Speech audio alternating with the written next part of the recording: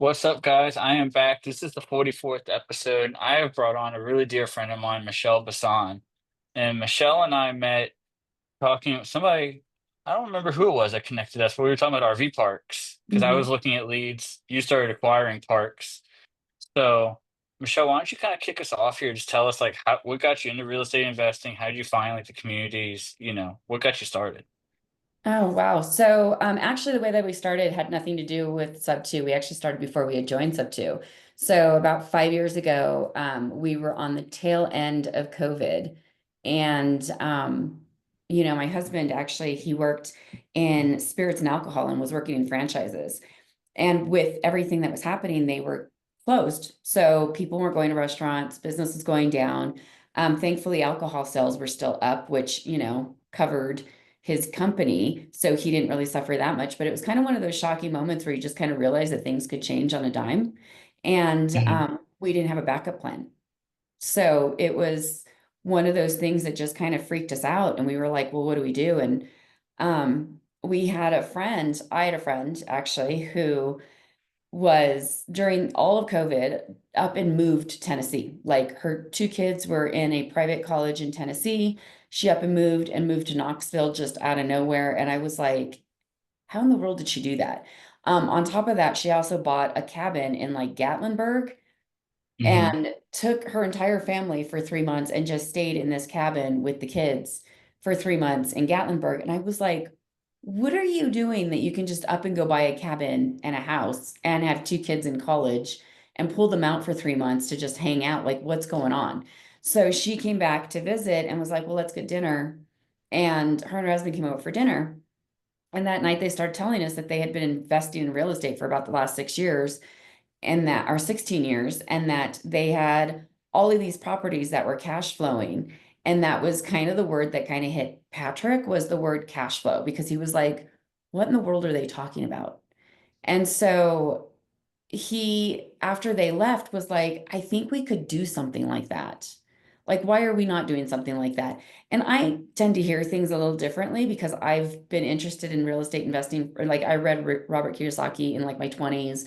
I'd kind of been interested in that for all this time. And to me, I thought, okay, well, this is my green light to start investing. So before he could change his mind, I actually went out about the next day and actually purchased our first house while he was golfing. I bet he was thrilled. Yeah, no. So he was actually out in a golf tournament, and I put in an offer on our first house that I was going to rent out. And so on his way home, or on my way home, I called him. He finally picked up on the 10th green. And at that point, he was like, are you okay? Because he thought something was wrong. And so I told him, I said, listen, I put in an offer on this house. We're going to buy it. We're going to rent it out. It's going to be fine. We'll talk about it later. And I hung up. And so he came home that afternoon and was like, okay, you need to tell me what's going on. And I was like, it's okay. Like, I went out and put an offer on this house and I didn't know what else to do. So I listed it on Zillow. So it's being listed for rent and we've already got all these applications. And so by that Monday, we had an application signed, we had a contract, and we had our first deposit. So he looked at that and was like, okay, well, that was not so hard. And so I went out, we decided that day that we were going to go out and put in an offer on our second house. So we actually had two offers out, had both contracts signed, deposits in our bank account. And by the time we closed 30 days later, our first tenants actually moved into those houses. Yeah, so you definitely decided to ask for forgiveness instead of permission on that one. Yes. So, but it worked out really well. We were making some extra money, really didn't feel like we had done a lot. And then went out the next day after that and actually put in offers on two more houses. And so we kind of did that for a little while and bought these single family homes. And that kind of built up a portfolio, but it also built up our credibility and it built up knowledge on, different kinds of brokers and different ways to do things. But we had done all of those pretty much conventional. And then at one point, we were having problems closing on this one house, and they were kind of putting it down to the wire. And we had guests that were actually tenants that were moving in, and they were on their way down from Portland. And so we had to figure out how to close it really quickly. And we actually ended up pulling out stock money and buying it in cash. That's pretty good. Yeah. So thankfully we were able to do that and we closed that house. And that's when we realized, okay, we really need to figure out a different way to do this. Um, and so from there, we jumped into buying short-term rentals with DSCR loans. And a broker had brought us some resort zone land in Scottsdale. And then we decided to buy that and break ground and actually build our first little boutique resort. And so we jumped into building our first boutique resort. And while we were doing that, realized that we needed more experience with STRs. And that's when we actually went and bought our first couple of beach houses. And so we kind of built up a portfolio that way before we ever moved into RV parks. So it sounds like STR was really kind of always your thing, like wanting to provide that experience, that kind of vacation, that getaway from, regular life. Actually, I was in long-term rentals for the first year and a half, and they were kind of my safe space. And so I really didn't want to move into STRs, but when we decided to buy the resort zone land, I figured it was probably a good thing for me to learn how they run. And so that's how we jumped into STRs. And I realized really, really quickly that I did not want to manage an STR. And so we started placing management into them, which is the best thing that we did. Oh, by far, I'm sure. Because like Yeah. you said, you don't have time. You're not there. Somebody has to make sure the cleaner shows up. And it's not always as simple as checking the ring cameras to make sure the cleaner walked in and walked out. Like somebody has to do the inspections. Yeah. And we were actually in the panhandle of Florida on the Forgotten Coast. And so they get hurricanes. And we needed somebody who was in the area that could go and secure everything if a storm were to come in, or to kind of keep us up to date on what was going on and what should be we can be concerned about, what we shouldn't. I mean, we've gotten a lot of hurricane scares, which have freaked me out, but our property manager is like, no, it's fine. It's nothing's going to hit. And so having somebody who's there and understands the climate and what's going on has been extremely helpful in the stress department. Well, yeah, because y'all probably aren't on the Gulf Coast, huh? And We're no, not. we're in Colorado. Yeah, Yeah. I'm in New Orleans, so we're used to it. We're like, yeah, I mean, I know there's severe thunderstorm, flash flood, like fucking whatever. Like, we're just gonna do our thing. Yeah, no, hurricanes actually terrify me. I've never been in one. Patrick used to live in Florida, so he's a little more used to them. But for me, it's like tornadoes aren't that big of a deal, and everybody freaks out. And I'm like, it's fine. I wish. I wish you would tell my girlfriend that. She's like, in any kind of inclement weather, she's like, no, I'm good. I'm staying home. I'm gonna go Yeah. hide in the bathroom. Yeah. No, I mean it's definitely hurricanes are a new beast for me, and so it's good to have somebody that's down there because I'm always afraid everything's going to fly and go crazy. But once we opened up our resort, that is kind of when we found sub two. So my husband was like secretly watching Pace Morby videos on YouTube in the middle of the night while I was asleep. And when we were opening up our first that resort in Scottsdale, what happened is he turned one of them on and he goes, I really want you to watch this. And I had been obsessed with the A&E show that he was on, Triple Digit Flip during Hmm. COVID. Like it was like the best thing ever. And so when he turned it on, I was like, oh, I remember that guy. So I sat down and watched it while my husband actually went in the other room and quit his job. Man, So so both of y'all are just as bold. yeah, so he had finally decided that it was time to leave his W-2. He didn't want to deal with it anymore.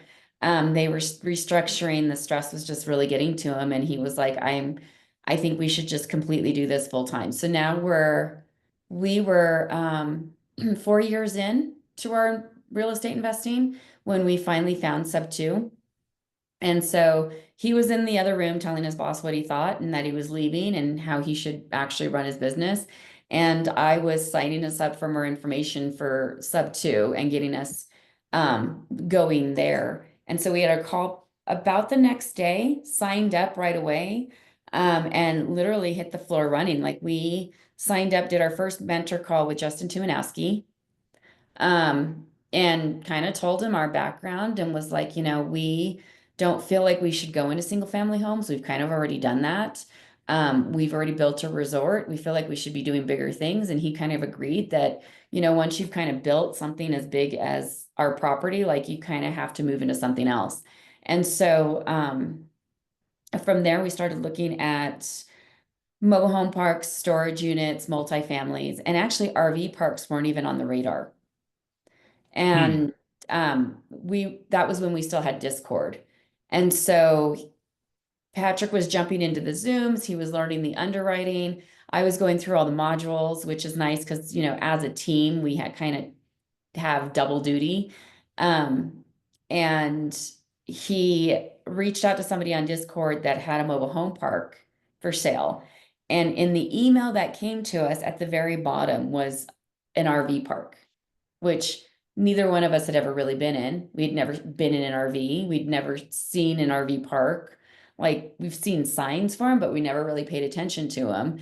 And so when we actually got that and started underwriting that, we were like, we should be looking at these.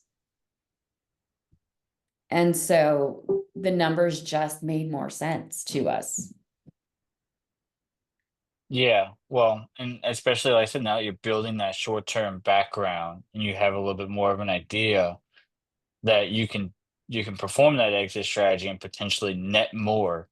It probably made a lot more sense to you then. I think if you'd never gone into STR and you'd never done the resort and you were in single family, like the mobile home parks probably would have been way more attractive.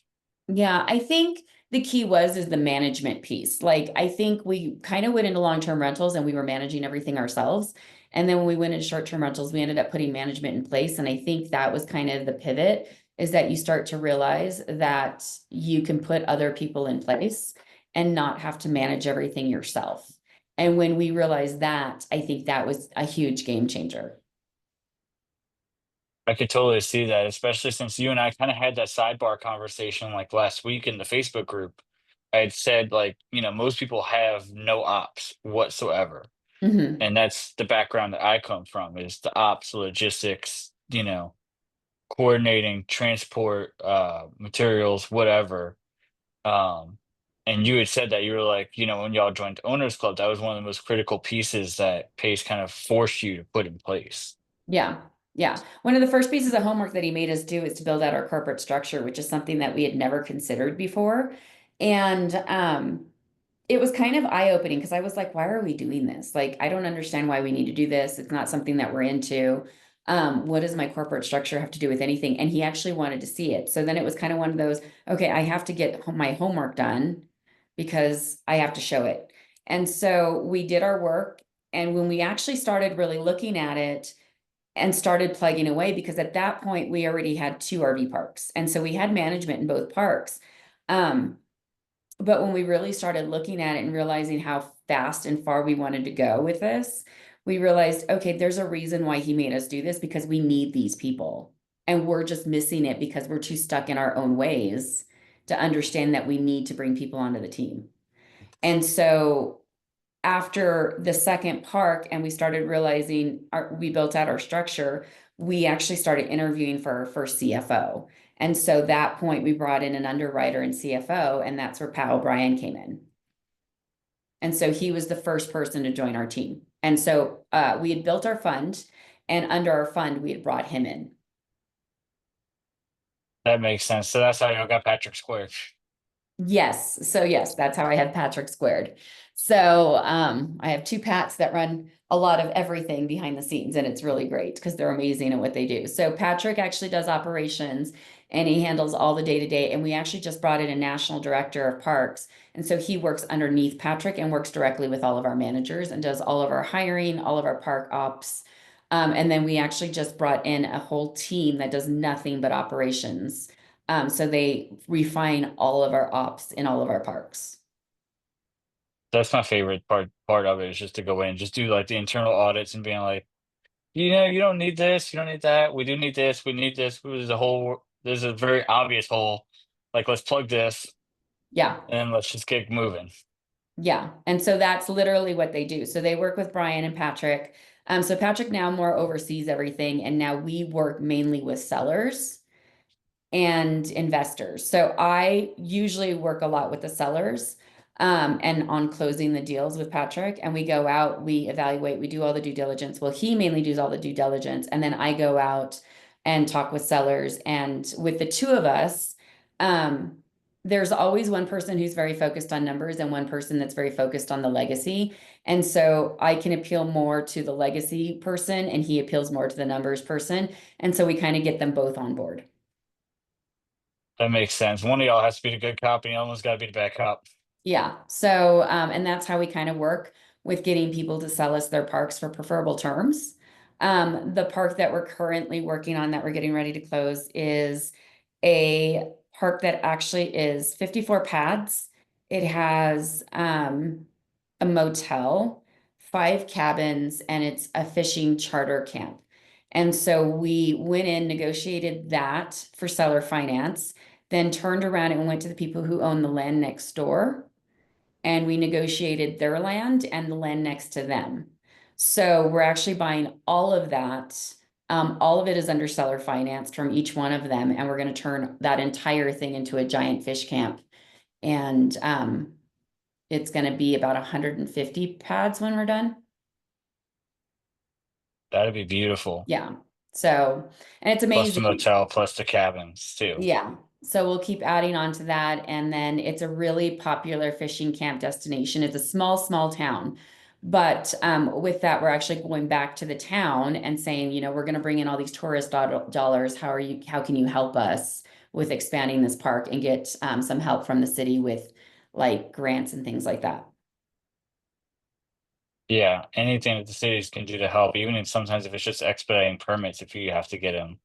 Yeah, yeah. And so doing that whenever we work with any city or town, we always find their contractors and try to work as much with their contractors as we possibly can because it seems to expedite the service as fast as possible. So we had an issue with zoning in one of our parks. And because of our relationship with the city contractor, he literally took our zoning map and walked it over to the mayor's office and had it signed. Nice. Yeah. So it worked out really well. People don't realize how many like little politics like that go on inside these, these little small municipal governments and really inside some of the big ones too.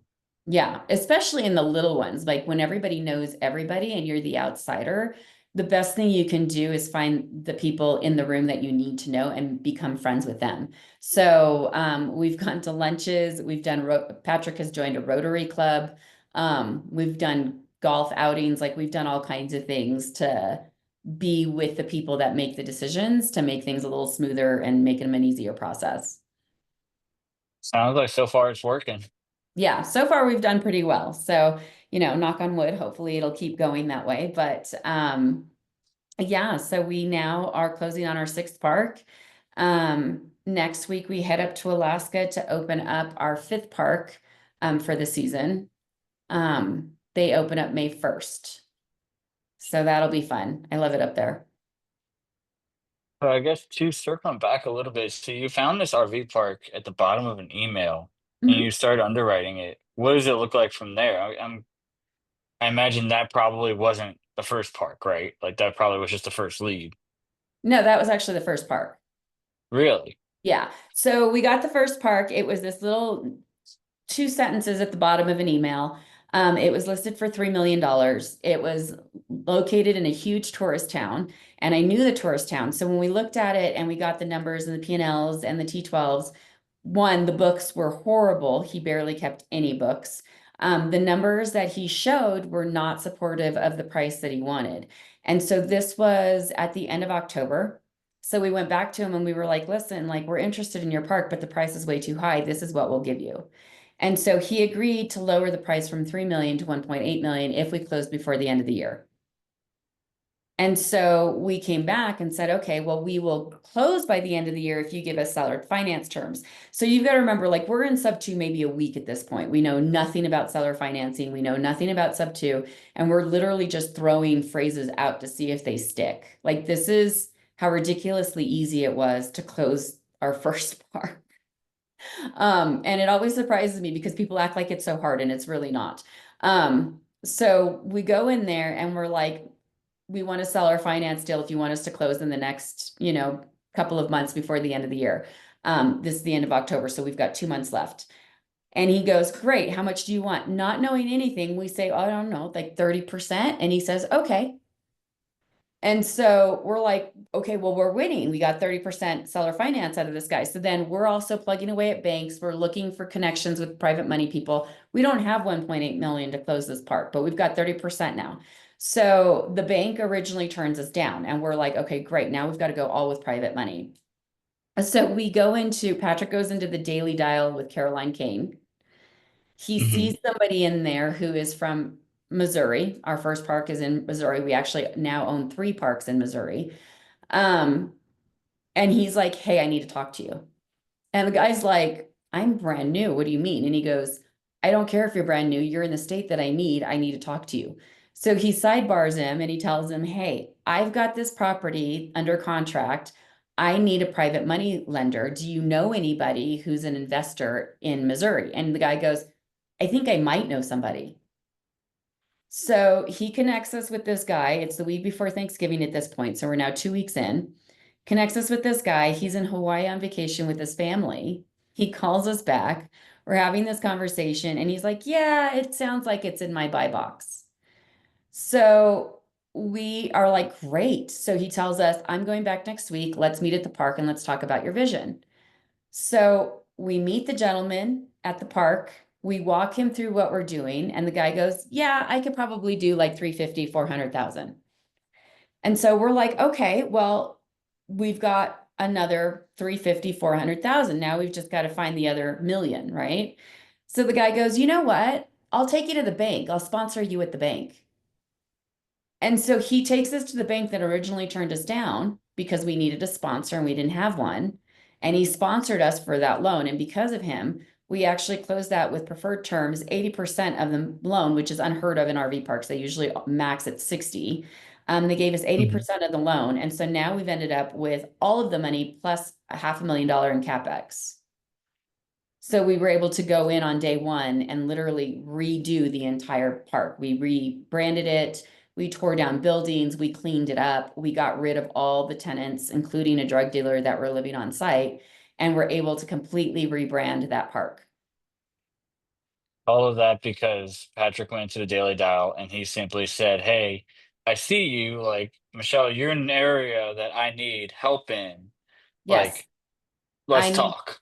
to know who you know. Yeah. Yeah. And it literally was that simple. It was, we asked the guy for the seller finance. He gave us what we asked for. Later, though, because we're still good friends with him, later we were talking to him and he goes, I would have done the whole thing. You just didn't ask. Mm. So we How learned a did very that feel in valuable lesson. retrospect? Yes. So on our second park, which also was in Missouri, about 2 hours away from the first park, we went in and asked her for 100% seller financing and we got it. Nice. Wasn't the second one a little bit more distressed than the first one? No, the second one was beautiful and it was very turnkey. So it was Mm. very clean. It was turnkey. She had been running it herself. She built it from the ground up. And actually, with her, what happened was she seller financed it to us 100%, and she stayed on as a manager. Yeah, so you kind of got a win-win there because she already knew the park inside and out.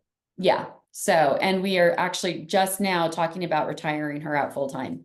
So, and replacing her as management. So we were able to get both those parks with zero money out of our own pocket. And actually on the first park, because of the CapEx, we actually closed that park and made $70,000 in an acquisition fee the day we closed.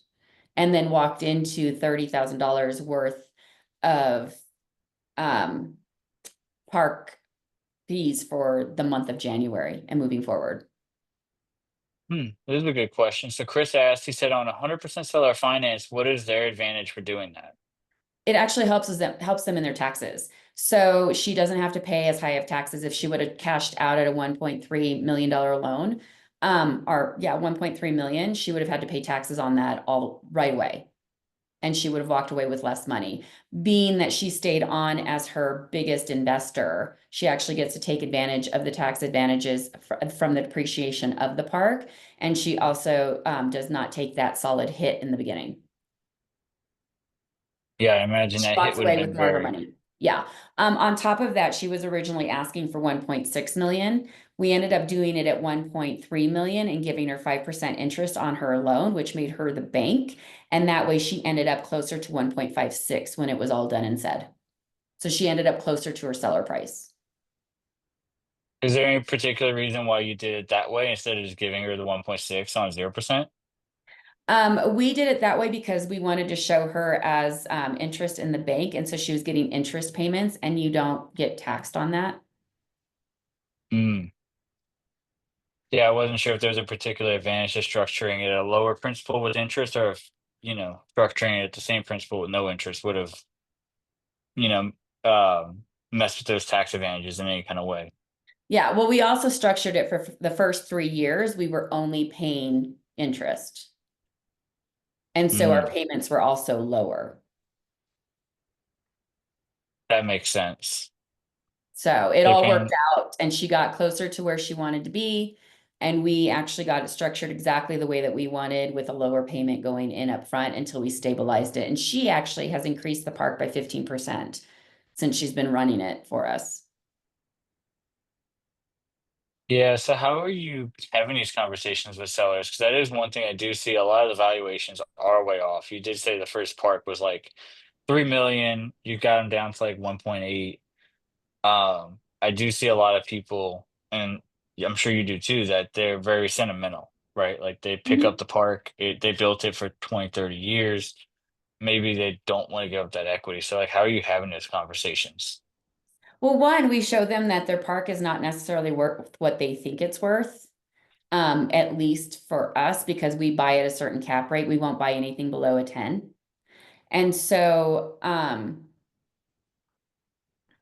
what happens is because they do have such a strong attachment to the park and their legacy, it actually is one of the things that we talk about a lot, because we don't aren't the corporate structure that are going to come in and change everything on the park. We're coming in to like clean it up, make it more proficient, make it cash flow better. And so one, if we're showing them this is what your park is actually worth, and this is what somebody's going to buy it at. So if you sell it to us, we can promise you we're not going to change the legacy of your park. We want to have it exactly the same way. We're just going to upgrade some amenities and make it cash flow a little bit better.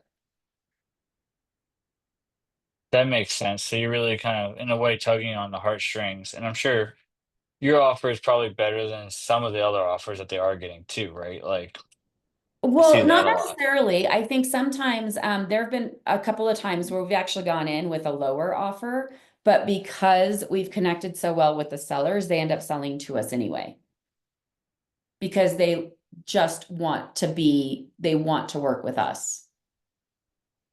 And so, like this park that we're currently buying, the gentleman who originally had the park. So the gentleman who owned the land next door sold the park to the gentleman that we're buying the park from. He held the 1.5 million note on the park. So we went back to the original seller and we were like, hey, we know you're carrying this note for him. In order to not have to pay that thing off, can we just take your note, add your property to it, seller finance the entire thing with you, and move forward? And the guy started telling us all of the stories about how his family has weighed all of the children that have come home on the scale, the fish scale that's in the main office, and how important the place is, and how they don't want it to change too much, and they want somebody who comes in and loves it. And so we are the ones who come in and we're like, no, we're going to love it. We're going to keep the scale. You can bring in your great grandchildren and weigh them there. It will be there, we promise. Yeah. Okay. So that makes pretty good sense. So you're doing it sounds like you particularly are doing most of the rapport building with the sellers while Patrick's working out the numbers and showing them how it's all going to work out. Well, there's always one, right? It's usually a husband and wife team, and the wife is usually the one who's very sentimental, and the husband's usually very numbers oriented. But at the end of the day, what's going to end up happening is the wife is going to pick the buyer. Hmm. And so it doesn't always happen that way, but in our situations, it has always happened that way. And so what happens is I'm talking to her about the memories that she's created on this park and all of the things her children have done and all the bonfires and moments that they've connected together and the things that they've done. And I'm telling her about my story and what I want to do with it and how important it is for me for more families to come down and be able to do that. And that wouldn't it be great if we were carrying that legacy on as opposed to selling out to a corporation that's going to change it and make it something commercial? Wouldn't you rather a mom and husband and wife who've got their own families come in and do what you want it to be and keep it going? And so by the end of the time, the numbers may not be exactly what the husband wants, but we are the exact couple that the wife wants. That makes sense. I mean, numbers you can live with or without. And like you said, sometimes you find out through time, right? That Yeah. the market's telling you, like, hey, Michelle, I know you want to sell this park for, 2 million, but really it's worth 1.6. I mean, okay, yeah, I could probably part with it for 1.6. Yeah. And on top of that, sometimes, I mean, there have been moments where we have left them with a little bit more equity in the deal, and we say, we'll cash you out on that equity if we increase by, say, 5% over the next 3 years. We'll give you an extra 5% if the numbers work out. And so that kind of sweetens the deal for them too sometimes. Yeah, it's a little bonus where it's not necessarily guaranteed, but it's like, I think we can do it. So Yeah. it gives them some confidence. Yeah. And so that helps a lot too. And, I mean, we don't do that all the time, but when it's a really hard sell and they're really sticking to their guns, we will kind of like try to find different ways to sweeten the pot. I could see that, especially like like in the case of your second park, right? If she wants to stay on, well, she could directly be tied to the result of something like that, like an Yeah. incentive. And so her big thing was is if I increase the park value by getting more people in here and getting more revenues through, then I'm almost guaranteeing that I will get that extra 5%. Yeah. Is that that a deal you did with her too? Yes, that was actually the one that we did do that way. That makes a ton of sense. And like I said, it kind of gives her that incentive, like that performance incentive as a manager too, to make sure that all of the incentives are aligned in the roles. Yeah, yeah. And so our third and fourth park, they were original seller finances from the original owners. And so we had to go back and renegotiate those deals with the original sellers to get those back under seller finance, under favorable terms for us, which thankfully has worked out really, really well. In the case of the third park, it was originally owned by a husband and wife. And the wife was the only one who was remaining. And so she was dealing with the guys, was not completely on board with selling to them, was not sure she wanted to redo the entire thing, but the guy who owned it, who seller financed it from her, was not doing the park justice and potentially was not going to survive. And so they had to do something. And so when the guys went back, Patrick and Pat went back to talk to her. She originally wasn't really sure. She was like, no, I just think you guys need to buy me out because I'm tired. This guy over here is like not doing what he needs to do. And I don't know if I trust it anymore. And so then Patrick came back and he goes, I need you to jump on a call with her. And so I was like, okay, well, what's going on? And he goes, I just think she needs to talk to a woman. And so I jumped on the call. The first thing she asked, she goes, okay, so who's in charge? And Patrick said, Mychele is. And she was like, oh, it's another woman entrepreneur. Absolutely. Let's do this. Mm. So, so there's lots of different benefits to having a team and having different personalities on your team. Oh, well, that, and I think there's just the different personalities bring different perspectives too, right? Yeah. And so having, there's four of us actually who are on our main core executive team. And between the four of us, somebody connects with the seller. That makes sense. And it kind of like reminds me of like a disc assessment. They have one that's really similar, but for salespeople specifically. And, depending on what quadrant you're in, it will depend on how you connect with those sellers. Correct. Yeah. And so, and there's just different ways that people talk to people. And it's just, they were having a really hard time getting her to understand like this is probably the best thing for all of us. Otherwise, you jeopardize the point that you might actually just lose the park.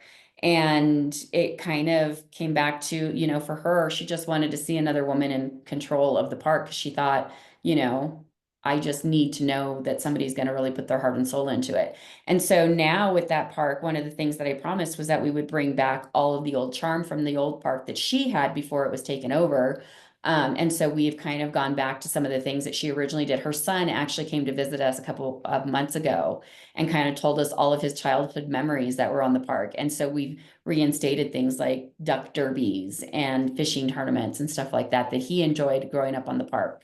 So, Yeah, and it's not like any of those things are incredibly complex to bring back, right? Like it's something that's so simple and so easy, and to make the sellers feel comfortable and to really portray their legacy for generations to come, I think is so worth it. It's not like it's a yeah. huge capex either, Yep.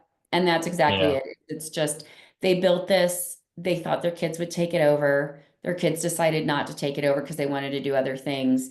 And now they've got this park that they need to sell, and they're afraid that everything that they built for the last 40 years is now gone. And so Mm. this is probably one of the only asset classes that I've ever been in that is so sentimental. And the owners are very, very stuck on their legacy, which I totally get. I mean, they literally built these parks from scratch. And so they're very emotionally tied. They raised their children here. This is what they thought was going to get them through retirement. This is where they thought their kids were always going to grow up. This is where they thought their grandkids were going to grow up. And so we still have these people come in, and they will actually come and hang out in our parks. So like our Alaska park, the husband and wife that built that one raised their kids on the park. It is the largest park in Alaska. They do fish fries every summer. And so when we signed the contracts and we're ready to go, they asked if they could come back and still do fish fries with us. And we were like, absolutely, we would love for you to come and do fish fries with us. And so they're scheduled out every few weeks to come out and do fish fries on the campground. Yeah, that's beautiful. Yeah. At that point, it's almost like just writing the contract, like there will be fish fries, I promise. Yes. So, and they're great. I mean, they have a winter home down in Phoenix, and so when we're down in Scottsdale, we go down and have dinner with them and hang out with them, and they're just amazing people. They still have a boat and a place up in Alaska, actually right around the corner from the park, and so they're taking me squid fishing this summer. That'd be fun. Yeah, I'm really excited to learn how to squid fish. You're gonna go home and make some calamari? They made me calamari the first time we went up there. That's awesome. Yeah, no, it was phenomenal. So, but yeah, I think it's just, building the relationships and the rapport with the sellers and understanding exactly what it is that they want and what they need out of the entire transaction and making sure that it's a win for everybody. Yeah, I could definitely see that. And like you said, the different personalities play the different parts of what everybody needs, right? Yeah. You know, like you said, if you can connect more on an emotional level and for the legacy, that's very much a need that still needs to be filled. Whereas maybe Patrick is running the numbers and he's saying, look, if we do it like this, we can give you a little bit of extra money here. Maybe we could add some equity. Maybe we could add a performance bonus if you're staying on, you know, because everything is still a need. Doesn't matter what the need is. It's got to be fit. It's got to be filled. Yeah. And he's actually he's brilliant at structuring deals, like the way that he has done some of our deals. Um, it's just been like he comes up with some of the craziest things, and I'm like, will that work? And they do. So, So Chris asked, and we kind of talked about this. He said, can you explain the benefits of receiving a bigger price with no interest versus a lower price with interest? What are the benefits to the seller? So I know you mentioned the benefits to you were that you were paying on those first 3 years interest only, so your payments were lower, which allowed you to build the cash flow. But what correct. would be the benefits to the seller in that case to say, hey, well, I'm taking lower payments for the first 3 years? Well, they're interest only payments, which means that there's usually it's interest on a loan, and so they're becoming the bank. And so you've got different tax advantages, which I'm not a tax accountant, so you need to go and, make sure that when you're doing these deals, you talk to your own tax professional about how they're structured. But it usually has to do a lot with tax advantages and different ways that the whole thing is structured. And so you're not taking the brunt of the hit. And it sounds like the seller's not really taking the hit on receiving those interest-only payments either.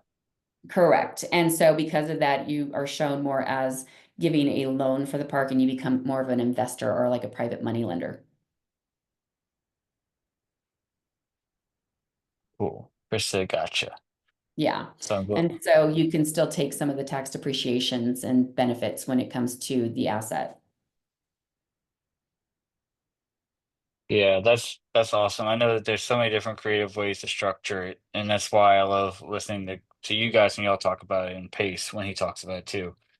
Because otherwise, how would we know? How would we know the difference between like giving them their asking and just doing 0% versus maybe giving them a lower offer, but adding the interest to still get them to what they want? Yeah. And the nice thing is that, if you do structure it that way, you do interest only payments for the first few years, you get to pay a lower amount until you stabilize the asset and get it to where you want it to be. And Yeah, so, you kind of both are benefiting in some way. yeah, that makes sense. Do you do balloons on yours too, or are you just doing straight terms? So we do usually have some sort of balloon in there, and it depends on what they agree to, and what it is. Like it just depends on the length of the loan and how the loan is structured out. So it can go anywhere from 3 years to 20 years, depending on what we've structured and what they're willing to accept. That makes sense. And I'm guessing those where you're paying less on the front end, you maybe have a balloon in there. Well, like you said, it depends on the seller's sensitivities, right? Like the seller could say, "Hey, well, Michelle, since I'm letting you get away with interest-only payments for 3 years, I want a balloon in 5 or 7," whereas someone Yeah. else might say 15. Yeah. And by that point, you've usually stabilized the asset, increased its value, and you are either on the exit side of it or you can refinance it and get out of the loan. So, and at this point, like we've got a fund. And so we could always buy it with our fund. What are some of the things that you're doing to add value to the parks? Because I know that's a big thing that we were looking at when we're looking at RV park leads is like we want to go in, like you said, bring the initial capex on a bridge loan, do the draws. But what are you guys doing to kind of add that additional revenue streams and the initial capex to really raise the value and the equity of those parks? So I think it really depends on the type of park that you're actually going after. So there are different plays that you can do with different types of parks. If you're doing a long-term park, it's a little harder. They're usually there for affordable housing issues, which means that they're not spending money on extras. So for that, you would probably do like a laundry room, maybe a convenience store, um, with like easy things that, they don't need to go off of the park for. Maybe you could get away with an ice machine, propane cells. It makes it easier if you require them all, like none of them are allowed to have large tanks, which can be a fire hazard and actually can affect your insurance. So if you have propane cells on the park, they'll usually buy from you instead of going down the road to get it. Um, so those are kind of the different things that you can do in a long-term park, adding more pads, adding more places that people can stay for long terms, like cabins or park models, or even RVs that they can rent out. But then you kind of get into the tenancy laws and the residential laws that, so before you do something like that, one of the biggest things that we do is we always call the housing authority and find out exactly what laws pertain to us and how we stay underneath them. So whether that's we require everybody to move every 28 days, or we don't sign leases and contracts, we don't ever call them tenants. We always call them guests, no matter how long they stay with us. Those are different ways that you can get around it, but you kind of have to know your housing authority rules. And so one of the first calls we would do is to the housing authority. So we don't do a lot of long-term parks. Um, and one of the main reasons is because when you do short-term parks where there are more vacationers, one, people are usually in a better mood because they're on vacation. So they're having a good time. Mhm. They're there to create memories. It's just a different vibe. They're the ones who come in and will pay to like rent your golf cart, use your laundry room, pay for pool passes, buy your logo gear in the store. They're the ones that want to do your pickleball tournaments and they want to do the extras and they want to pay the extra nights. Those are the ones that actually end up cash flowing the most because you're transient and you're moving quickly. And the nice thing about it is nobody stays long enough for you to get too comfortable. And so by the time they become grumpy, they move on, usually. So What's it's that time frame look like? what? What does that time frame look like before they start getting kind of pissy? Usually about a week. Wow, that's shorter than I thought. I was thinking like a month Yeah, no, it's usually about a week after the kids have been on vacation with them for a week and they're in a camper and, I mean, some can because do it it for drive them longer. nuts. But it's, usually that time when they start to go a little nutty. But they're the ones who are usually spending the money on all the extras. And so that's where you get all your value adds. So that's where you do like the $100,000 in golf cart rentals and, the $250,000 in day passes. And you can put the arcade in and people will use it. So that's where all the big cash flow comes in. But the other con to that is that you don't have a steady cash flow throughout the year. So you kind of have to plan for your year ahead of time. What does that look like? Like I'm guessing you probably have more vacancies when it's like super cold out. Yeah, so during the winter, we usually have a slower vacancy. In Alaska, we completely shut down during the winter. And so everything shuts completely down. The water gets shut off. Everybody gets cleared from the park and it's done for the winter. And then the cameras just kind of show the snowfall and then we wait for it to melt and then you reopen. Because And I so, know parks, I think like in the upper Midwest do that too. So is there, but you're mostly in the Midwest, right? Like, yeah.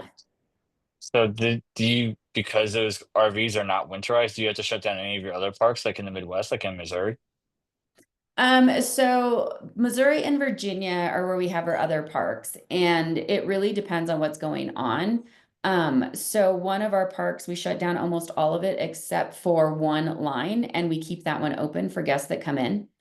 And then one of the other parks stays pretty winterized, but there are a couple people who stay, but those are dug deep enough that we can keep it open. Virginia, we only keep one section of that park open because those were dug deep enough that we can keep it open. So each one of the parks has a section that we can keep open during the winter. So we're not completely 100% shut down, but we do shut down a majority of the parks. That makes sense. So at that point, you're running on, limited available pads, but like But we only need a relatively, limited amount of pads. Like we don't have yeah, a lot of people coming to stay with us for the winter. right. And that's the other thing is like if you've got 50 pads, but you shut down water to 30 of them or 35 of them, like I'm sure your vacancy is probably relatively low compared to the pads that are open. Yeah, so in Virginia, there are a total of about 340 pads, I want to say, and we only keep open about 25, 30 of them. And I'm sure, like I said, after there's 25, 30, most of those are probably pretty full, huh? During the winter. No, actually, they're pretty empty. So I think this last winter we maybe had maybe 20 guests throughout the winter. So it stays pretty empty. Mm. So we have kind of a skeleton crew. We only usually have like a manager, maybe one maintenance guy on duty. Everybody else kind of goes to one of the southern parks to stay. So like this winter, or yeah, this winter, the people in our Virginia park will probably go down to our Florida park and stay there for the winter before they come back up. But it keeps them pretty low maintenance, but it also kind of keeps the bills paid because we're not running as much electricity, we're not running as much water, we don't have to pay as much staff. Yeah, definitely. And that's kind of what I was thinking was that like by doing that majority shutdown, you're probably offsetting everything, both costs and income. Yeah, but there's so much money that comes in during the on season that we really aren't too like it's not horrible because the on season will kind of carry us through. Yeah, and I'm sure the on season is probably much longer too. Yeah, well, it depends. So in our Midwest parks, yes, January and February probably the only times that it gets really, really cold, and sometimes some of March. But about March is when we start opening back up because it's spring break and all the people are kind of starting to come back out during spring break. And people will camp all the way, will come to the parks all the way up In Virginia in particular, they come all the way up till November. And we stay full all the way to October. So October's a really busy month for us, and then November it starts to slow down. January and February, we're almost completely dead. That makes sense. So, and then in Alaska, we have a very short season. Yeah, well, Alaska also has snowfall, what, like half the year? Yeah. So in Alaska, we actually are closed probably I think we stay open maybe 4 to 5 months, depending on what snowfall happens. So as soon as the first snowfall comes in is when we usually close. You have to wait for it to melt. And then we have to wait for it to melt. And we actually have a camera that kind of watches it and we show it on our Facebook page and everybody gets to watch the snow melt because they know as soon as the snow starts to melt, they get to come back. That's interesting. I never would have thought of that. Yeah.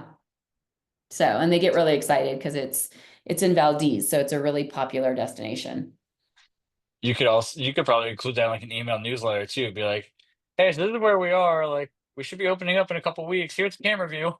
Yeah, no, they do that on Facebook. And so it's great because it's just like, okay, so they start to just kind of measure the snowfall and everybody starts to get excited. And you can actually see the comments where they're like, "Oh, it's almost there. We're going to be there May 1st." Or, "Oh my gosh, we might open early this year." So they're like, they get really excited about it. Oh, I'm sure. Well, in Alaska, that's probably what they have to wait for the most is to watch snowfall or to watch snow melt. Yeah. So it's great. It's fun. And then now that we're opening up the fish camp down in Florida, that one stays pretty busy, except for January and February. I think it slows down a little bit, but it is a straight fish camp. There's no frills. It's for a bunch of people to come down and go fishing in charter boats. I did a bachelor party, something like that last year. That's what we did. We went there down to Empire, Louisiana, which is like down on almost on the coast. And you all the houses, like it's one block, all the houses are up on stilts, and underneath each house is a dock. So you can dock. Like all my buddies, they brought their boats. We launched like three or four boats, and then we just tied them to the docks. We would go out Yeah. fishing during the day. If you did charter fishing, which down there bow fishing is real popular, so Oh. they would come in the airboats and they would come pull right up to your dock. You'd load your ice chest and y'all just go out. Yeah. Yeah. So you get with the captain takes you out, and he can take you all the way out to the sea, or you can stay in the bay. And we're right across from the Florida National Preserve. And so the manatees will actually come up and swim underneath our docks. Oh, that's interesting. Yeah, so it's really, really cool. But they go out and the fish that they come back with, they're like massive. And so every day they're posting a picture on Facebook of all of the fish that like people get, and they're just coming back with these massive, massive fish. Here's the real question. Are you going to teach Pace how to squid fish? Once I learn, I will absolutely teach Pace how to squid fish. I'm excited to learn how to squid fish, You need to make a t-shirt instead of David Pace. You can give him a shirt that says David Michelle. right? At the fish camp. So Yeah. I'm That excited. I've never done put a squid. squid on it too. Yeah, I've never done it. So, but when we went up and they made us fresh calamari, like that was probably the best calamari I'd ever had. You'll have to come down to Louisiana so we can show you how to bow fish. Yeah, no, I think that would be amazing. So this is going to be an adventure. I'd never been in an RV park before I bought my first one, and we moved into it for 3 months to learn how operations work. So that was an experience. And it's just like every single park that we buy is just a brand new experience that I've not had before. And it comes with its own learning lessons. It comes with its own trials. It comes with our own way of pivoting and figuring out how to make it work. Our first one was in a resort area and it was completely trashed. It looked like a scrapyard. Our second one was off of a route that was very sleepy. The third one had a complete water park on it and full activities. Third one had a restaurant and marina on it. Like every single one we've done has been completely different from the one before it. And I think one of the biggest things that we've learned is that you have to figure out who your avatar is and who you're servicing in those parks and double down on them. And so, like our family park in Virginia is completely family oriented. Everything we do is based on the kids. Our Papa Chubby's Park in Lake of the Ozarks is more of a party park. So, we have a big Sturgis event that comes out in September.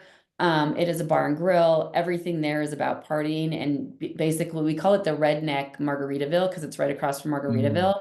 And we're a little more laid back. And so that does really well for us. But we double down on the avatar that comes to our park and we just make it more towards that. That makes sense because you're never going to appeal to everybody, nor should you try. No. And there's just kind of a certain appeal when people kind of know what they're going to get and you really just kind of play it up and go with it. Well, and it kind of goes back to what we were talking about with interacting with the different personalities too, right? Like they're interacting with the personality of your park.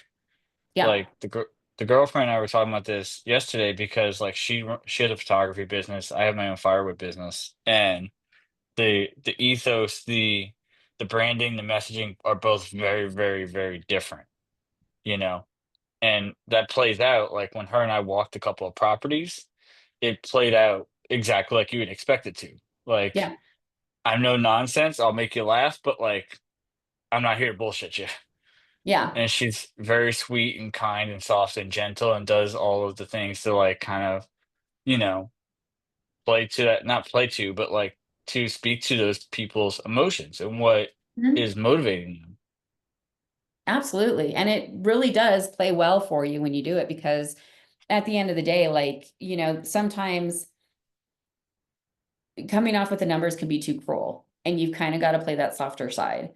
And so having somebody who can do that without you breaking who you are helps a lot. And so Yeah. like, even now Patrick is learning to be a little softer in the way that he approaches things. So he's starting to learn how to gauge them and figure out, okay, well, maybe I don't go this way. Maybe I need to be a little softer on it. And then when he's like, I can't go any softer, he brings me in. Yeah, which makes sense because if Patrick was trying to be as soft as you are, it would be Yeah. inauthentic. It would break Patrick. Yes, exactly. Because it's just not normal to him. He's very Right. numbers oriented. So, so yeah, so it's definitely, but it's been a learning experience. I mean, it's been great. So we've got a few more parks that are in the works that we're working on getting under contract. Um, those are all within the Southern Belt. So they're from Georgia to Tennessee. Um, and it's just been an experience. So the last 15 months have just been a lot of learning. Well, yeah, I mean, 15 months to acquire 6 parks is really not a lot of time. No, not So, at all. that So is definitely trial by fire. yeah, that and learning quickly who we need in our sphere and who we need to bring on board and who needs to be on our team. What kind of pieces are you looking to add to your teams now? So we just brought in an accounting firm so that they can handle because we've had a bookkeeper, but then we needed somebody who did full on accounting, so they just brought somebody in who did that. We just brought in fund managers to handle all of our fund management stuff. So they're literally all they do is work with capital raising, everything that has to do with the fund, and it's all on the other side of that so that we don't have to continuously do that on our side. So they do all follow up, all advertising, all of that. I have a social media team that works solely on social media. Then we have a group that does that are building out our educational platform. So we're putting together an educational platform to teach other people how to do it. Um, and now we're actually working on building out a property management group so that we can have property management in all of our properties across the board and have people ready to deploy to parks and trained in our culture before we get the park online. Interesting. So, yeah, that property management is gonna be huge because that's gonna allow you, like you said, to give those parks and really play into that culture, which is I mean, it's really, really hard to produce and it's hard to replicate, and most people that say that they don't have a culture do have a culture, just have a bad one. Yeah. Well, and that and the fact that like when you buy parks, one of the things that you do is you buy the park and then you think, oh crap, I've got to put a manager in it. And so you're kind of chasing it instead of being prepared for it. And so we've chased it enough that we now want to be prepared. And so now that we've got enough parks on hand, we can literally bring people into the system, put them in parks to train, and as we open up parks, just put them in new parks. So is that your top priority right now is building out the property management side? So it's part of what we're doing this year. We've got a couple of things that are going on this year. We're building out the educational content, we're finishing building out our fund, and we're working on the property management side of it. So those are the things that we're really doing while Patrick and Pat are working on acquiring more parks. Is the educational side gonna go in line with like the boot camp that y'all did last year? So yeah, so it'll actually go in line with the boot camp and it'll be a little more intensive where it'll be a full-on education. So when we sat down and broke out how we were going to do it, we actually ended up with two. So we ended up with finding um, evaluating and buying parks as one complete education system. And then park operations is going to be an entire other side to the education system. So we built out, or we're building out both of those right now. So each one's gonna be its own like module that people can go through. Yeah, so each one has got its own set of modules. They're about, God, I think buying, evaluating, and purchasing a park, I think had about 30 modules to it. And so they were like, how to find and evaluate. Well, it was how to find a park.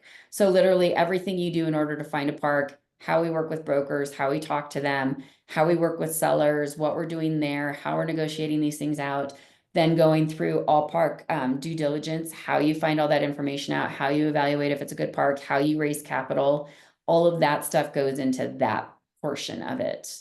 And so those are all modules in themselves. And then park operations was like a whole other beast because that is just, well, one, it's dependent on the type of park that you have, but it's just so intensive and so time consuming that it was just a whole nother thing in itself. That makes a lot of sense. I mean, like you said, they're almost two different businesses in and of themselves. Yeah. Parks can be literally like business on steroids. So we have multiple businesses running out of one park where we have a restaurant that does like $3 million a year. And then the park side of it, plus the marina, renting out the boats. We do festivals on it, day passes for the pool. We have cabin rentals. We're expanding that park. Like it's an whole endeavor in itself. Lake Ridge is the same way. It's got probably 10 different businesses that are run on that one park. I still think one of my favorite strategies that you told me offline was the seller financing on the actual RVs and the campers and Yeah. like putting those on Airbnb and Verbo because Yeah. it makes perfect sense. If you're already going and asking for these big parks and seller finance, what the hell is stopping you from doing that on like 100 grand RV? Well, and Nothing. the reason why we came into doing that was we actually were going to put park models and glamping tents on this particular property that we had. And they were requiring us to lay down cement pads and secure them but we had to get permits for them. And so that was going to be a whole nother cost. And so when we really looked at it and we were trying to figure out the timelines of how we did that, but we wanted places for people to rent because what was going on was we were having guests that were coming in with their RVs and then their friends who didn't have RVs were staying at the local hotels. And we were like, well, we're losing out on that. But they would come hang it out on the park all day. And so we were selling them $10 passes for the park pass all day long. But then it was like, we could be selling them a place to sleep.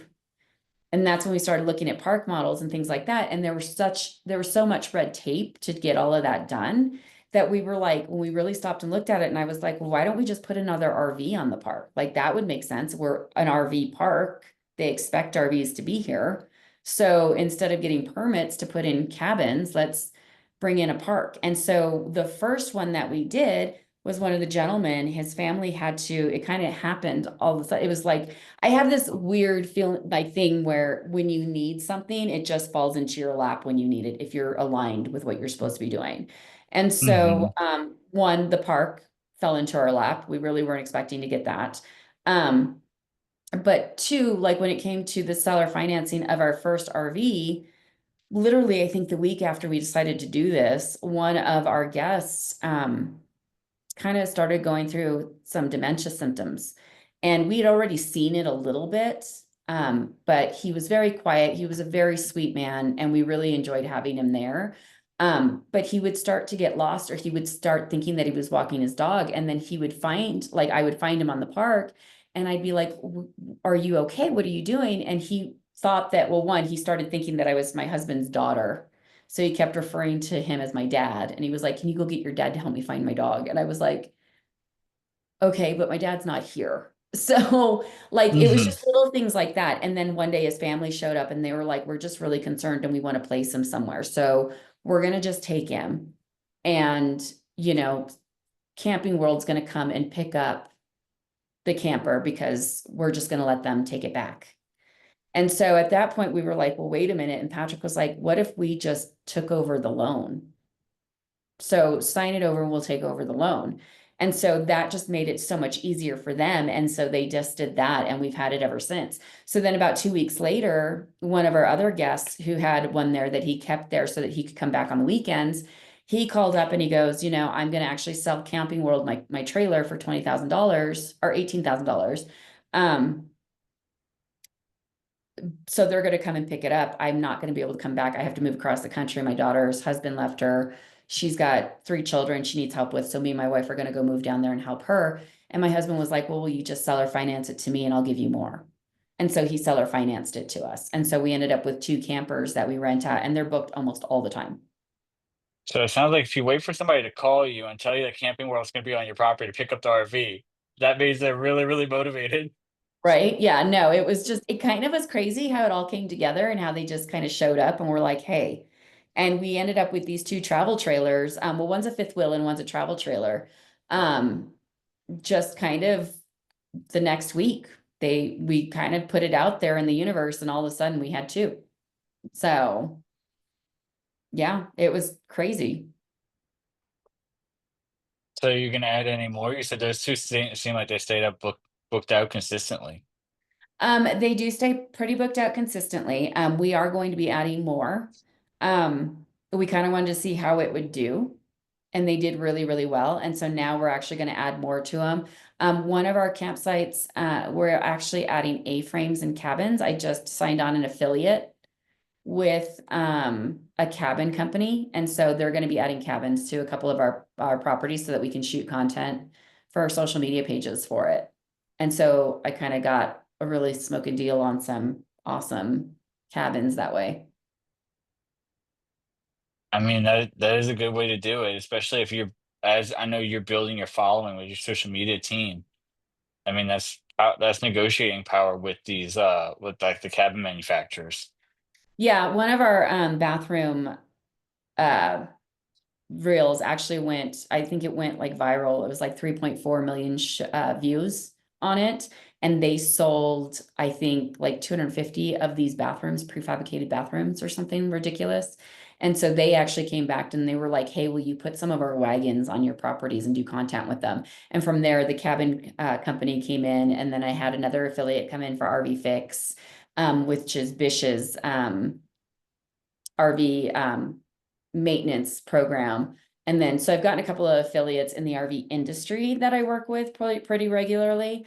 And then they give us a lot of discounts, kickbacks, and different things. And is that how you generate most of that, just by building your following? Mhm. Yeah, a lot of it has just been me building my following, me calling them up and saying, "Hey, I'm going to put this on my social media.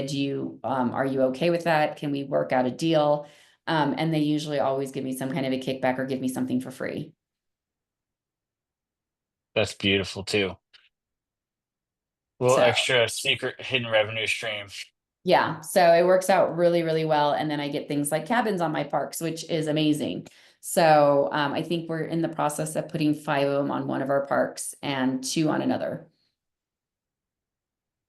So what's kind of the big overarching vision for all this? Like you said, you had one park, you had 2 parks. Now 2 parks said you need to build a team. Now you're at 6, and you're working on getting several more under contract. Like, what's the vision? Where are you taking this? So we actually originally started off with a $5 million fund, which we started about 6 or 7 months ago. Um, we got fully funded and then turned around and built it into a $35 million fund, which then turned around and our fund managers was like, no, you need a $50 million fund. So now we're building out a $50 million fund. Over the next 5 years, we want to have 5 parks or 50 parks. So we are building that out. And so we're accumulating our 50 parks. We're getting them under our belt. And then between that, I also want to work on being the liaison between the RV industry and the sub-2 community. And so, because I get so many parks that are off market and directly from brokers and sellers, before they actually hit the market, what's happening is I'm being recognized in the RV industry as one of their leaders at this point. And so, because of that, we're able to kind of use that leverage and bring certain things to the community and vice versa. And so, I'm hoping to kind of be that liaison between the RV industry and the sub-2 community. That would be amazing because I know lead flow on those parks is some of the hardest parts, like finding the Which right ones. is crazy to me because we get so many deals all the time that we actually have built out a separate dispo center just to dispo the parks that we personally don't fit in our buy box. That's a buyer's list I wouldn't mind being on. Yeah. Well, if you want to be on it, you need to reach out to Rinda. So Rinda controls Mm. all of that for us. But you need to send in your buy box. You need to know exactly how much money you can send. She's going to make sure that you're vetted. She's going to make sure that you've got funds and can close on them quickly. And then one of the things that actually puts you in the front of the line is if you actually go through one of our workshops. Mm. Because if we're going in and negotiating out these parks, basically I'm going in and building a rapport with the owner so that I can get better terms for you. And that means a lot to me. And so I want to know that you're going to be able to perform on the park. That makes sense. Because so that was actually one of the things I was going to tell you is I've been looking at them, but I had a wholesaler that's been sending me a couple of leads. Um, but I just find that a lot of the wholesalers in that space just are not all that they're cracked up to be. And this one Mm-mm. wasn't either, right? Like I gave him my buy box. I told him what we were looking for. I told him the region we were looking for. He sends me the lead I asked for because he had one and that was within the buy box. And we underwrote it, didn't really fit. We couldn't explain the P&L was a mess. The books were a total mess, pretty standard stuff. But the seller Yeah. wanted way more than what the park was worth. And he won't go back to seller until he gets what he thinks the seller will accept. I was like, well, we're too far off on that, so we're gonna pass on that too. But now I just keep getting blasted all these deals that aren't even in our buy box. Like it's so Yeah. far, it's states away from geographical areas I'd even consider. Well, on the other side of that, like going back to building the rapport and the relationship with the seller, they don't build that with them. And so their terms are I mean, I actually just dealt with somebody who was selling her park and we are helping her sell it. Like we're dealing with all the contracts, we're doing all that stuff for her. Um, she, when she decided to sell, the first thing that she did was she posted it on Facebook and had all of these wholesalers call her. And she just said, she was like, they're extremely rude. One of them called and said to her, he was like, I'll be out there on Wednesday. And she was like, who is this?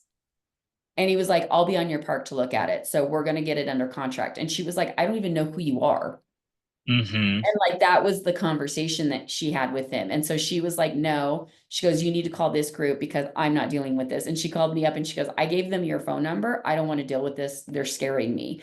And so, like that's kind of what I've gotten from a lot of people. And so when we're going in there and building relationships with them, we're actually going in and building relationships. Like I'm going in and having dinner with them and I'm cheering on their kid and their sport. And like we're building this relationship because it's a long-term play. So if you're going to go in as a wholesaler and you want to sell these things, it's not necessarily that you're not going to have as much of a deal flow and their terms aren't going to be as great where if I go in and I build a relationship with them and I know their kid's first name, like that's a whole Hmm. different relationship where they're kind of like, no, I want you to deal with the park I don't want, Joe Schmo to come in and do it. I want somebody who understands what I want, and they give us better terms.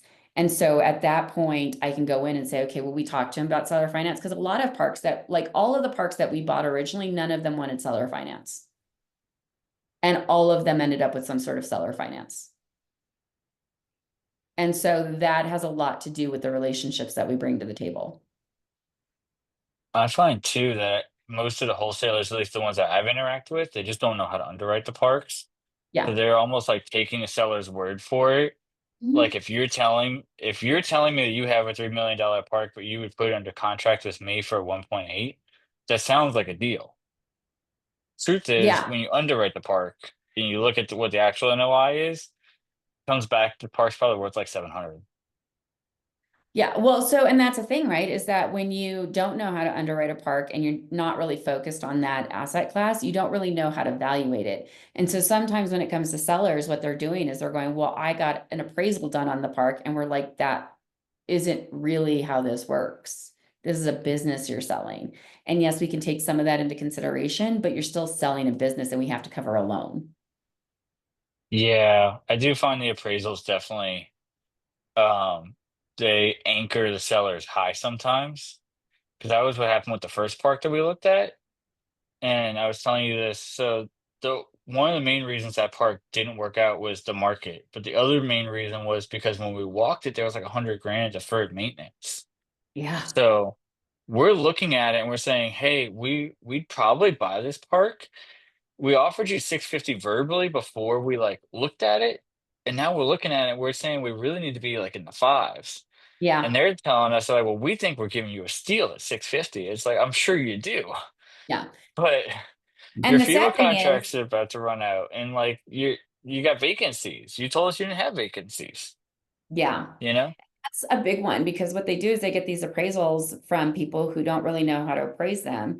And then they turn around and they're trying to comp it compared to the park that's next door or down the road. And it's like, this isn't a house. That's not how you comp these. That's not how you figure out how much they're worth. And they don't totally understand that because a broker who doesn't understand parks walks in and basically says, oh no, well, the park down the street sold for, 2.5 million. Well, that And or what I've also seen is they'll take the NOI valuation and then they'll try to add the land value into that too. yes, And so they're saying, well, if it generates 100K as an NOI and we underwrite that as a 10 cap, but then the land itself is worth this. And it's like, no, the land itself is worthless because you built a business, you developed the land. correct. Correct. And they don't, and then of course they try to sell you on performa, which is always a Ugh. big one. And you're like, if I can't, I can't buy the park on future value. Yeah. And they don't understand that because they're like, well, you could make an extra, $3 million if you do it this way. And it's like, but I need to bring the money in to build that, or it's never going to happen. And if I'm paying on the future value, I'm never going to have the money to be able to value at it that way. My favorite is I always ask them, well, then why didn't you do it that way? Yes, that's a big one. And so it's definitely they're different assets and they people like look at them differently. And so a lot of the time what happens is we'll put in our LOI and say this is what we'll offer you and we explain our reasoning and get on a call and Patrick will walk them through it. Um and then if they say no, we're like, okay, cool. Like let us know if anything changes. And then a couple months later, usually we'll get another call from them and they'll come back to the table. Right. But at least if they have that LOI, they can always come back to it. Yeah, and it always gives them the option where they understand it a little more. So as they're going through the process and realizing that everybody keeps saying the same thing Yeah, and they that's a good keep point. losing out on deals, they start to realize that maybe we haven't. And the problem is that sometimes when brokers don't know what they're doing, they just throw out a number at them and they're like, because it's a pretty number, and they just want to get the park under contract. What I've seen, at least in our markets, is that the brokers don't know what they're doing and the sellers know less. So Correct. the brokers are like, well, I think it's worth $3 million because of your pro forma. And then the seller's like, well, actually, it's worth six. And you're like, huh? Yeah. Like, And it's a delicate balance to like just explain it to them. You really do have to be delicate and sensitive to the fact that this is what they believe it is, and their feelings are wrapped up in it. And so with that, when you go back, you can't be harsh. You can't be upset. You can't upset them. You have to be as gentle as you can about breaking the news to them that, you know what, your park isn't worth $3 million. It's probably earth-shattering news to them. It kind of is. And so when you sit them down and you have to explain it to them, that's why we like to have a call and walk them through everything and basically say, like, this is the number that you did. But when we look at your numbers, this is really what the numbers come to. And these are why we came to these numbers. And so, like, this is the furthest we can do because this is what the loan will look like. And this is how we have to pay you. And this is how this works. And that's where all the negotiating and the structuring comes in.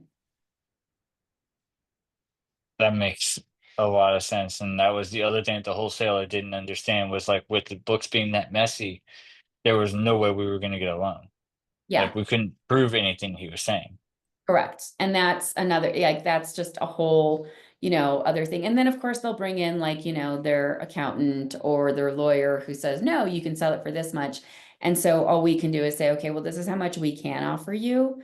And so let us know. And they could sell it in the time period that they don't, or they may come back and say, okay, let's talk. Yeah. Yeah, that makes a lot of sense. Yeah. And so that's why it's kind of a longer play.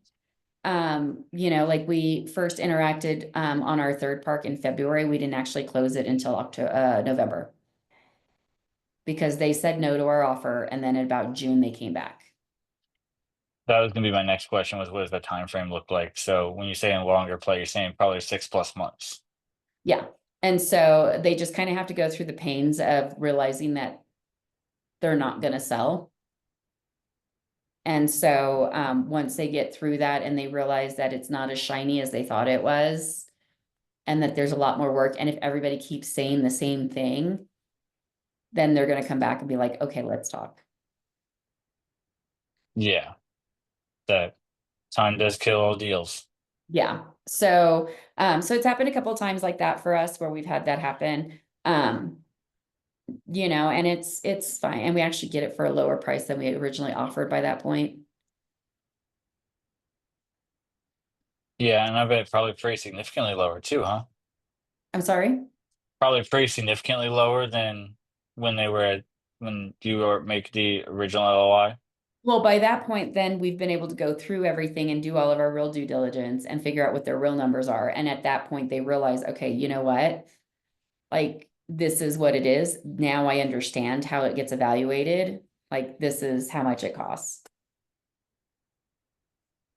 Yeah, so what does that look like? Like, what how much are you typically dropping it from, like, say, that original LOI price once you get through that real due diligence?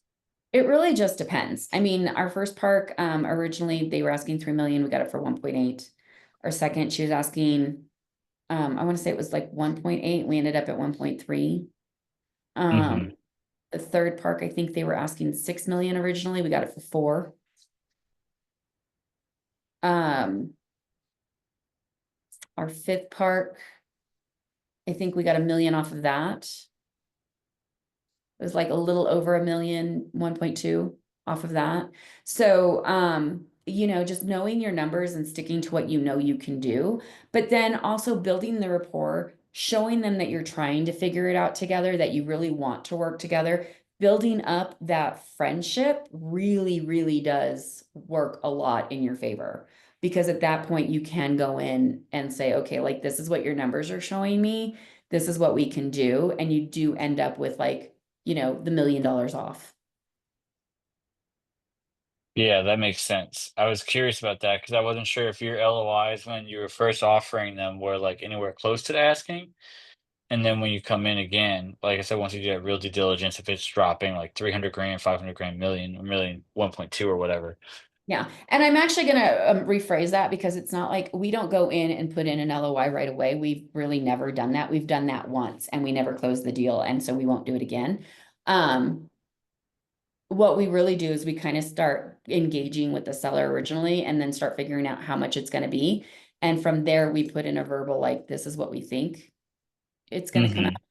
and this is what we can offer. And so you kind of have that whole conversation And you figure that out before you get to that point. So before we actually write out an official LOI, we know exactly how much we're going to offer. We know exactly how much they're going to accept. And so Yeah. we've already So done all of that. And then once we submit that, then we get all the real due diligence done. Like, and by that point, we know about 95% of the park and what we're going into. And these are just the little bits and pieces that we need to get in. And so a lot of the time, we won't even go under contract. We go straight from LOI to buying the park. that makes sense. But like you said, you front loaded all the work. You did all the work, you did all the research, you did all the numbers, Yeah. and you probably had to parse and reseparate, recategorize the numbers because like we said, the P&Ls are always a mess. Yeah. So like we actually just went through, we went down, met with, built a rapport with, I mean, we talk all the time.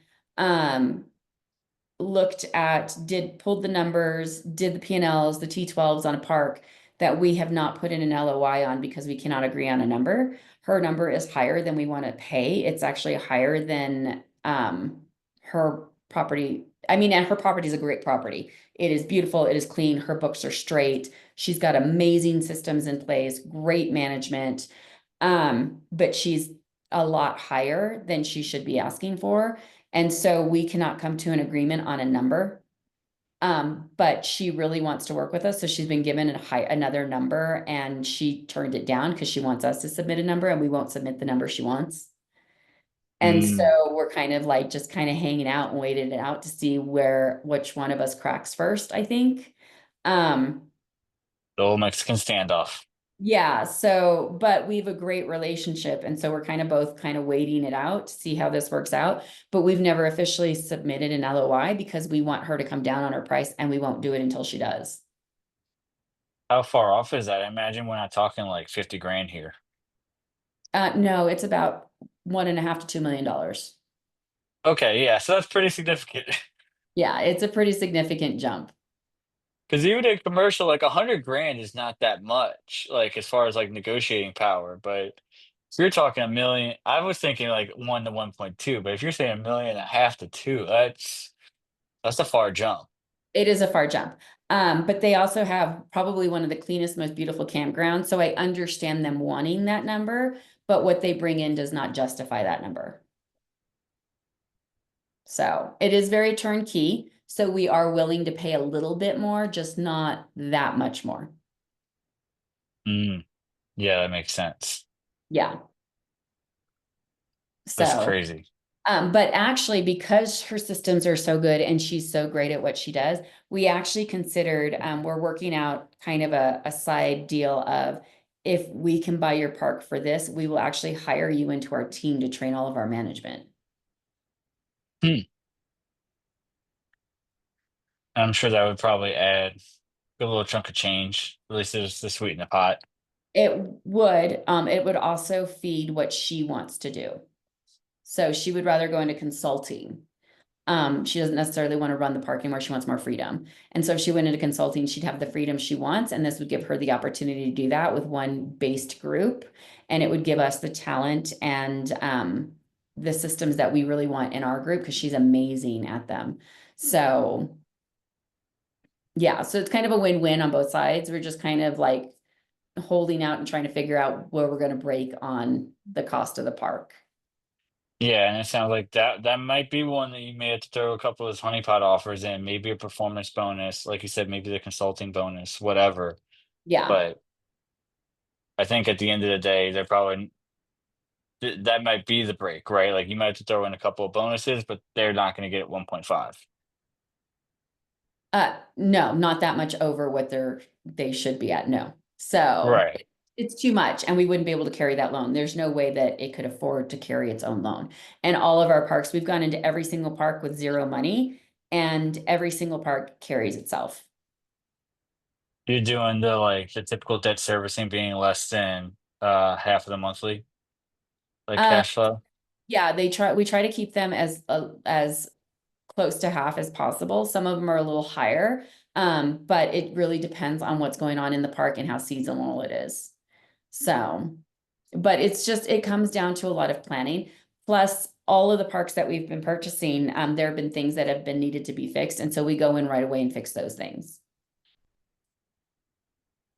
And I imagine putting that initial capex in probably plays with those numbers a little bit too. Maybe sometimes makes it harder to keep it at that half mark. Yeah. And so ensuring, but plus we're also adding management, staff, things that usually they handled themselves. So they didn't really pay themselves. And we pay our management a good wage. So they get a salary. And then everybody who works on the parks, they get paid above minimum wage. Yeah, well, again, going back to that, like the park with the NOI issue, that was one of the biggest issues was management wasn't included, and now there was maintenance or lawn care.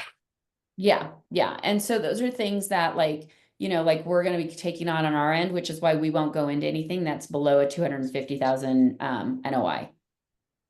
Because all of that is going to come out of that. We have to service the loan, we have to pay for management, we have to bring in staff. And then we also have to build up a war chest so that we can take care of maintenance as we go through. Yeah, I said that makes sense because this guy was alleging like a 159 NOI, and by the time we added back those like three things, it was gone. Yeah. Yeah. And that's really typical of the parks. And that's why you have to make sure that you go in with an extremely healthy NOI starting off.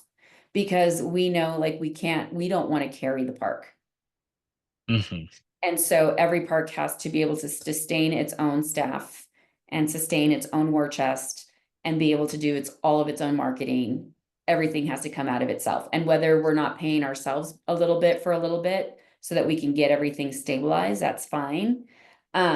Which is another reason why, like when I talk to people, I'm like, you either have to go into an asset that's really, really strong, or you have to have other assets that pay for your bills so that you can stabilize this one. So it's also your risk tolerance when you're going into the parks.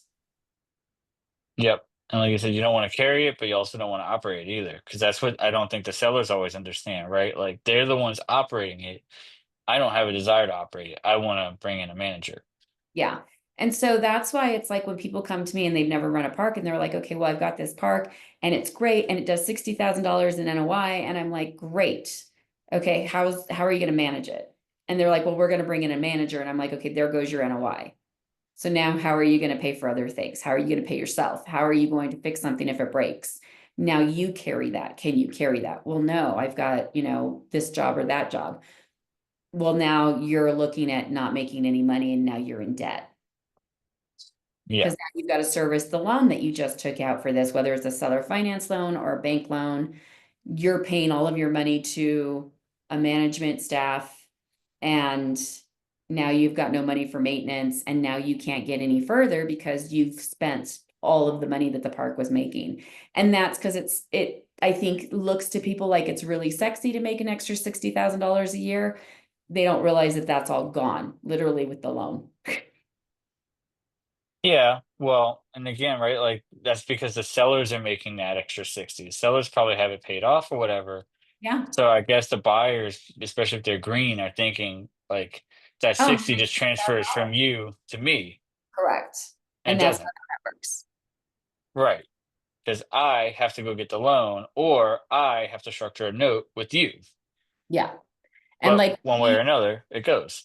we had a newbie come in and they brought us a park. And it sounded amazing when you first started looking at it. The guy was willing to seller finance it. He was going to do it for 8% interest.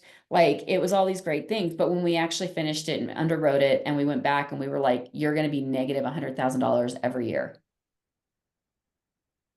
And she was like, what do you mean? And so we had to show her, like, these are going to be your expenses. You've got to carry this loan because this is what this is going to look like. If you can get them to come down on some things, it might work, but it's going to be tight. But at this point, you will be in debt $100,000 every year. Is there any real strategy to buying parks that are that like poorly performing? Because I have seen parks that are listed on market with brokers that are 100, negative NOI. I think one of them was like negative 200. So there are. It depends on one, why they're like that. Sometimes they're part of a portfolio that does a membership package. And so if you're doing a membership package, your park will always come out looking negative because that membership is paid across all of the parks. And that Hmm. specific part will show no income. And so that's one reason. On the other side of that, if you were going to go into a park like that, that is a park that you don't touch until you have enough income coming in from somewhere else that all your bills are paid. you can handle that because you have enough income and you can put the money towards that and you know exactly what you're doing. And you've got systems, management, everything in place, and you've already had successes in it. You do not go into that as a newbie investor or as a green park owner. Yeah, it sounds like that's the park you probably wouldn't even touch at the stage you're at either. At this point, we wouldn't touch it. We wouldn't touch it until we've got a few more parks under our belt and we have our systems completely in place where we can walk into a park, literally take it over day one and change everything. Yeah, that makes a ton of sense. And because I said you said that earlier, but I see it all the time too. I actually had a broker get really snippy with me because she wanted to try to investigate me and see who I am. You said you represent investors. Who are you? And I said, well, all I was doing was asking her to send the financials so I could take a look at it. And we would underwrite it. We were told we'd get a verbal offer by the end of the week. And she said, well, I'm not going to take all that time to compile all these documents and email them to you, which I thought was bold, right? Like you're supposed to have that already. Like that's your job as the broker. Yeah, that's But kind she of said that. She's like, I'm not going to take the time to do this. And I said, well, I'm not going to buy a park on a fucking pro forma either. And correct. she, oh, like Michelle, you could hear it. The whole tone just dropped. Like, oh, Yeah. I guess we're done here. Like, yeah, I guess we are. Yeah. I mean, and it's crazy because sometimes they do come off a little bit like that. Like they just come off very like, and I know that they're trying to vet you and see if you know what you're talking about, but they're rude. And I'm like, so, at this point, now we have enough experience that a lot of people know, okay, well, or if we tell them, no, we own these parks already, then we've got a lot more negotiating. They're a little nicer to us, I guess, is a good way to say that. Well, you Um, have the credibility that you probably didn't have before you owned your first park. Yes. And like I said, our first park was kind of one of those situations that just kind of fell together perfectly. And so we kind of came into it with that and we're able to say, oh, well, we already have a park. And we're able to build a broker relationship right away. And so now it's a little easier because now we can say, oh, no, we work with this person over here, we work with this person over here, and we've bought these parks. So like the other day, for example, somebody posted a park and I literally wrote him on the side and I said, hey, I want that portfolio info. And he goes, yeah, I'll send it over to Patrick. He knows exactly who I am. I don't have to say another word. It's on Facebook. Just sent him a little side message and just said, hey, can you send that portfolio package over? And he's like, yes, I'll send it right over to Patrick. Has his email on hand. Like it's not that big of a deal anymore where it's like we have to like tell them who we are or what we're doing or how we do this. They know. And he was like, I'm so excited that Alaska got over the finish line. I was chatting with Laura the other day. She was awesome. And I'm like, yeah, they're amazing sellers. They were a great find. Let's see if you can find us another one. Well, and that's one of those things. You took the time, you built the brand, and with the brand comes the reputation. Yeah. Yeah. And you got the reputation for the couple or the team that gets shit done. Yes. And so that's definitely something that you have to be really careful when it comes to your reputation and just making sure that um, you're building that up and that you're building up your brand. And so that when you do just send a side message, this is a guy that I had never met, but apparently he knew who I was and he knew who Patrick was. Um, Already had our email addresses. And he was like, yeah, I'll send that right over to Patrick because he knows right away, like, because we've dealt with enough of them that Patrick deals with all the acquisitions. So if I ask for something, that's where it's going anyway. Yeah. No point in sending it to you so you can send it to Patrick. Just send it to Patrick. Because I'll do a brief overview and then I'll send it to him and say, what do you think? And so, but if I'm looking at something, I've already done the brief overview, and so he knows, okay, she's definitely interested, then just send it to him to start going through due diligence and all the information. And so now at this point, we really don't sign a lot of NDAs or anything anymore. They just send us all the info. That makes sense. That's one of the biggest hassles in the space too, is going through. Sometimes you guys sign the NDA. Even after you sign the NDA, they don't have all the necessary due diligence docs. You still gotta go track all that stuff down. Yeah. And that also is another thing is that like being that we've bought so many of them and worked with the brokers and worked with so many different teams, they know exactly what we're looking for. So they send over literally their packet and it's got everything we could possibly want. And on top of all of that, a lot of them won't let you meet the seller. All of them, once we give them, they know that we're good for our word because we always stick to our word. And so they know that if they let us contact the seller and speak directly with them, we're not going to cut them out of the deal. Yeah, which So, is huge. and it's a huge thing because now we can go and talk directly with the seller. We work out the deal. Literally, our brokers don't do anything but bring us the deals at this point. They don't do any negotiating. They don't talk. They don't do anything. They just prime the seller for us. Then we go in and meet them. We work out our deals personally, and then we cut them in on the end. That's beautiful. So it's definitely become I mean, it was kind of funny because my husband the other day, Patrick was like, I'm cutting this check for the broker, and he goes, and they really didn't do anything. I think we wrote like 3 emails. And I was like, well, it works well for them. Like, Hey, it's a great finder's fee. yeah.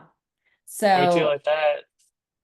yeah, and that's just kind of how we've gotten to the point of now. And it's great because we don't necessarily like, we don't want to go through a third party and we don't want them negotiating things out for us. But on the other side of that, they've also learned how we do it. And they also know that we're going to look for a seller financing deal and they prime them for that. And so they'll tell them, like, we were on a phone call with somebody. We were working out a seller finance deal on one of the parks. And one of the things that they said to them was, well, have you ever done the seller said to the broker on the phone with us, have you ever done a deal like this? I've never done one. I don't know what to do. And the broker turned around and said, actually, we've done a deal like this with them. And Mm, so they have followed through on everything that they've said. Their seller on their seller finance deal is happy. We talk to her all the time. And so we know they're good for it. yeah. Well, and then like you said, that's an instant credibility boost on top of the credibility you've already have built from the relationship with the broker. Yeah. And so that speaks volumes because it makes it so much easier to just be like, okay, well, that's done. And they've already done it with you. And the broker was part of that whole transaction and she understands it and she still speaks with the seller. And so the seller is happy and they know that we're performing.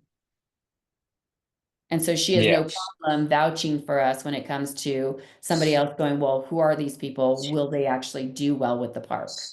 And then of course they turn around and they're like, you should go out and see her social media. It's all out there. Hmm. Like we said off recording, like you already tell people everything that's going on. You already give them the blueprint. It's Yeah, just whether people follow it or pay attention or not. correct. I mean, and it's all out there. Like I'm not hiding it from anybody. Like that's always something I find interesting is I'm literally giving all this information for free out on Instagram where I'm like, hey, do this. Like, put golf carts in them. You can either buy them or you can sell it or like rent them for the season and you can make this much money. And people are like, you're trying to sell something. I'm like, I'm literally giving you the information for free. Like it's right there. Hmm. It's wild. Yeah. And I still get bashed all the time. You're a thief. You're trying to steal something from us. What am I stealing? I'm literally giving you the info. I'm saying go out, find somebody who contracts arcade games, put it in a spare room, make an extra 50 grand a year on your arcade. You've got the spare room. And they're like, what are you selling? I'm not selling anything. I'm literally telling you how to do it. Well, and that kind of speaks to, we talked about that those mindset hurdles like before we started the recording, and it's like those people just will not ever get out of that space. No. And I see so many people stop themselves from putting themselves out there because they're afraid of those people, but those people have no power. Like they have no power over you. They don't have any power over me. They're Yeah. gonna bash you no matter what you do. Oh yeah. And that's the craziest thing is that like I go out and I've actually at first it really bothered me, but on my social media following as I was growing and as I was going viral on certain things, I would get the rudest, most horrible comments from people. And I would go out and look at them and they were all literally the same person. Like not the same person, but you could almost tell that they had the same mindset. They probably came from the same background. In Just the very same mama's basement. Yes, like I didn't want to say that, but yes, they literally like it's one of those things where I'm like, you still live in mom's basement. I can almost guarantee it. Hmm. Yeah, you can see it. Yeah. And so it was like one of those things that it was like it would really bother me at first. And then I remember sitting in my day with Pace and he did a what do you call it? He did kind of a spoof on some of his hater comments. He did a video where he actually spoke back to some of his hater comments. And like, I realized, okay, well, this is just normal. This is Hmm. what they get. And the more Right. successful they are, the meaner they get. And Yeah. so it's like I've been called a thief, I've been called a liar, I've been told that I'm a woman, I don't know how to run a business, that I clearly don't understand numbers and I'm making them up, which to that one, like I sometimes do talk back. So like one guy was like, she clearly doesn't understand her numbers. There's no way she's making $100,000 in golf carts. And so I laid it all out and I was like, you're technically right. I said I make actually $200,000 on golf carts. After all my expenses, I'm making about 120,000, but I rounded it down to make it easy. Oh, they're never ready for the clapback, huh? And then he blocked me. But That's always. but it's just, and then if I go out and look, like I'll look at like Cody Sanchez's comments, same thing. You have no idea what you're talking about. You're a liar. Women don't know anything. And it always baffles me. I'm like, how do people still live in a time where they think that women can't run a business? Or how do we still live in a time where you don't see that there are people making money out there and they're doing something different? So instead of like, I had one person on their comment and they said, instead of bashing her, you should probably be listening. And Hmm. I was like, that's exactly right. Instead of bashing me, why don't you start listening and maybe you'll get out of mom's basement? In a world where you can be anything that you want, I find that most people will find a reason to pick on you. Like they they will do it the same thing to you because you're a woman. They'll do the same thing to me because I'm a guy. Um, you know, Yeah, they. all of it, all of it. If you go out to any of their pages, anybody who's got a large following that does any of this stuff, all of them have people in there who are like, you're full of it, you're a liar, you should be paying more in taxes, you should be doing this. Like all of it. I've gotten everything. My favorite was I got ripped on for facial hair. I Believe got, it or not, that was like the whole fucking reason I can't be successful and no one will ever love me and I'll never get a girlfriend or anything. Which like yeah, here we are. yes. Well, no, I got ripped on for my voice. I had just gotten over a cold when I was doing the content. So I got ripped on for my voice.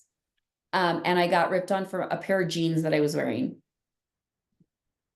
And so like one lady was like, I don't think she realizes that those jeans aren't in style anymore. And I went out and looked at her page and I wrote back and I said, I actually got a really good laugh out of this when I realized you still had the 1980s hair perm.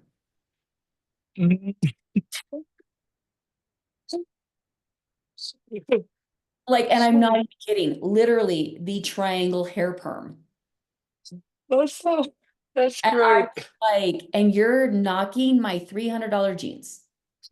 Yep. Well, Yeah. and then like the more if you just go right into it and just address it, more often than not, it just takes the steam right out of it anyway. Oh yeah. Well, one guy made a comment about I can't even remember what he said, but afterwards, oh, I think he was talking about my pants. I think it was my pants. And he made a comment about my pants. And I was like, you should probably find a woman who actually cares about your opinion besides your mom. And he lost his shit on me and was like, I can't believe you'd bring my mom into this. Da, da, da, da. You could have just kept scrolling. And I was like, you came to my page to play with me.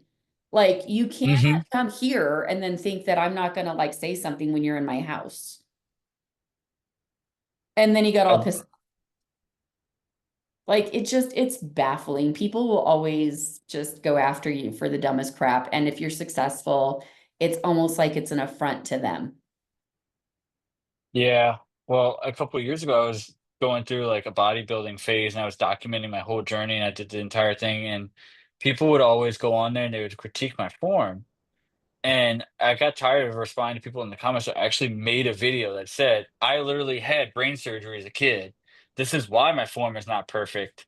And there would still be the occasional little nitpicker Yep. on in the comments.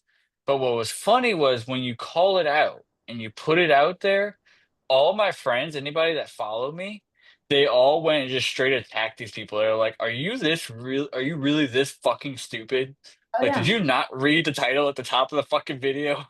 Yeah. No, I mean, it's crazy. If you actually go out and look at some of my stuff, like you find people like I'll have people who say something and then I'll have like a list of people who will defend it. And they're being like, like laundry rooms. I did not realize laundry rooms were so confrontational.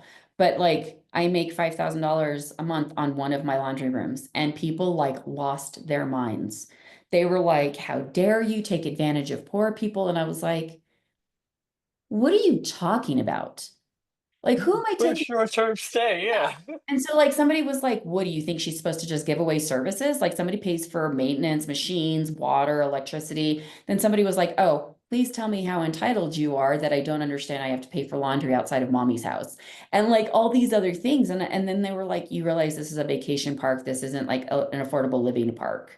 Like people should be paying. These people have RVs that cost more than houses. Oh, poor Mhm. them for having to pay 250 for laundry service.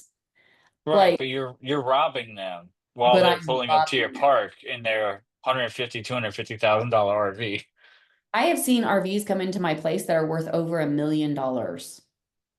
These are phenomenal looking RVs. And you're telling me that I'm the bad guy for charging for laundry? Hmm. I was like, that doesn't make any sense. Any sense. Then I got somebody who actually ripped me apart because I pay my managers a salary. And like the way that we do it is because if you do not charge for a space on your park for your staff, the IRS sees that as somebody making income and you could be audited. And so the way that we Mm. work around it is we give them a drastically discounted spot and then we make up for the money in their pay. Yeah, And so that way it comes out about even. And I yeah. got ripped apart for not giving people full hookups for free. And I was like, you let the IRS know that you do that. I don't want to I'm never going to tell the IRS I'm doing something like that. And they were like, what do you mean? I was like, it's tax fraud. And I was like, my business is not getting in trouble for anybody that works for me. It's never going to happen.